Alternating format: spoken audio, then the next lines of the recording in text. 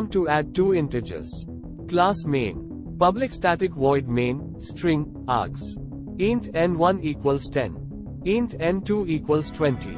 Add two numbers. Int sum equals n1 plus n2. System.out. Print ln, first plus second plus, equals, plus sum. Closing curly bracket. Closing curly bracket. Algorithm. The program to add two integers.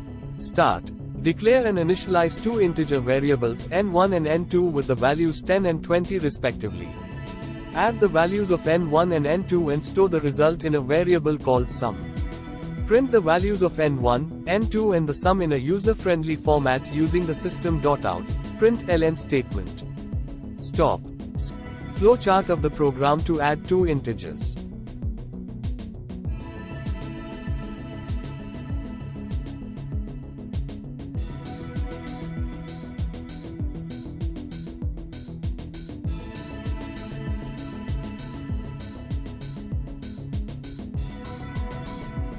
Pseudocode. The program to add two integers.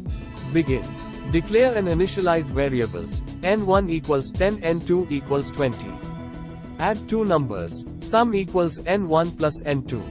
Print the result. Print sum equals n1 plus n2. End.